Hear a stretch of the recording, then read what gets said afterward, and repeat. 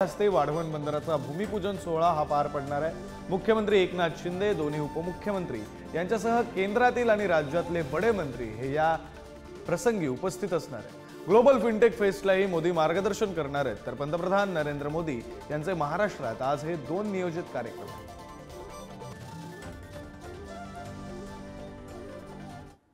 काँग्रेस खासदार वर्षा गायकवाड यांना पोलिसांची नोटीस आल्याचं समजतंय। वर्षा गायकवाड यांच्या घराबाहेर सुद्धा पोलिसांनी गराडा घातलेला आहे। पोलीस कार्यकर्त्यांना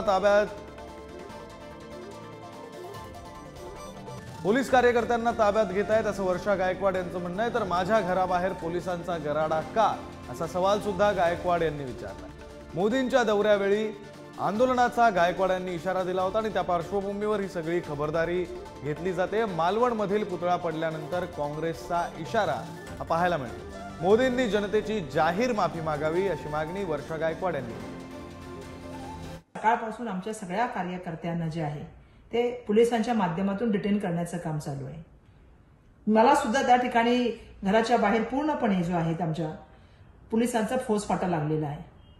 माझं सांगणं आहे आपल्या सगळ्यांना, ज्यांनी ही घटना करण्यासाठी जे मूर्तीबंडकार आहेत ते पसार कसे होऊ शकतात आणि ते मोकाट असताना अशा तऱ्हेने आमचा आवाज दाबण्याचा तुम्ही प्रयत्न करत असाल तर मला एक गोष्ट सांगायला पाहिजे, आमचा आवाज तुम्ही दाबू शकत नाही। आणि याविषयी बोलूया, आमचे प्रतिनिधी निखिल चव्हाण सध्या आपल्यासोबत जोडले गेलेले आहेत। निखिल, बातमी आपण पाहतो एकीकडे वर्षा गायकवाड यांनी मोदींना जाब विचारणार, काँग्रेसचे नेते जाब विचारणार अशी भूमिका घेतली। त्यानंतर आता वर्षा गायकवाड यांच्या घराबाहेर पोलिसांचा मोठा फौजफाटा पाहायला मिळतोय। तुम्ही आता त्यांच्या घराबाहेरच आहात, नेमकी काय परिस्थिती आहे?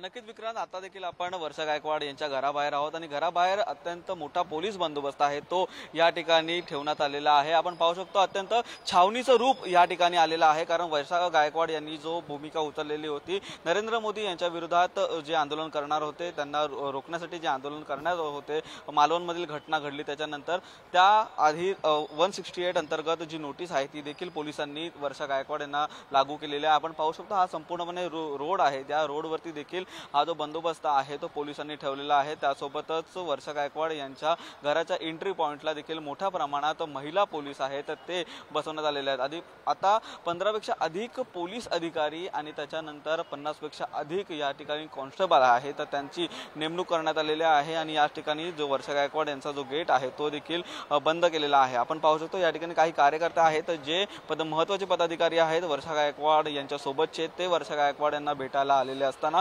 पोलिसांनी त्यांना याच ठिकाणी आहे ते थांबवलेलं आहे आणि आज दुपारी 1च्या नंतर वर्षा गायकवाडांना भेटण्याची जी परवानगी आहे ती या पदाधिकाऱ्यांना देण्यात आलेली आहे। त्यामुळे कुठल्याही पदाधिकाऱ्यांना देखील आता या ठिकाणी वर्षा गायकवाड यांना भेटून दिलं जात नाही। वर्षा गायकवाड यांनी देखील ही जी माहिती आहे ती ट्विट करून दिलेली आहे। त्यामुळे आता दुपारी 1 पर्यंत वर्षा गायकवाड यांना घराबाहेरून पोलिसांच्या माध्यमातून तरी पडून देणार नाही आणि जर वर्षा गायकवाड घराच्या बाहेर पडल्या तर त्यांना ह्याच ठिकाणी आहेत ते रोखण्यात येईल असं देखील पोलिसांच्या माध्यमातून सांगण्यात आलेला आहे। त्यामुळे अत्यंत चेंबूर या परिसरामध्ये पोलिसांची मोठ्या प्रमाणात बंदोबस्त असताना काही वर्षा गायकवाडांच्या जे पदाधिकारी आहेत त्यांना देखील या ठिकाणी ताब्यात घेण्यात आलेला आहे, त्यांना पोलीस स्टेशनला थांबून ठेवण्यात आलेला आहे। परंतु या ठिकाणी कुठलीही आंदोलन स्वरूप परिस्थिती निर्माण होऊन द्यायची नाही, हा पोलिसांवरती खूप मोठी जबाबदारी आहे। त्यामुळे पोलीस या जबाबदारीला पार पाडत असताना मोठ्या प्रमाणात चेंबूर परिसरामध्ये आपल्याला पोलीस बंदोबस्त आहे तो पाहायला मिळतोय आणि याच ठिकाणी एकही पदाधिकाऱ्याला देखील आता वर्षा गायकवाड यांना भेटून दिलं जात नाही। विक्रांत, खरं आहे निखिल, खरं तर वर्षा गायकवाड यांनी दिलेल्या इशाऱ्यानंतर पोलिसांनी खबरदारी म्हणून हे सगळं केल्याचं पाहायला मिळतंय। धन्यवाद दिलेल्या या सविस्तर माहितीसाठी।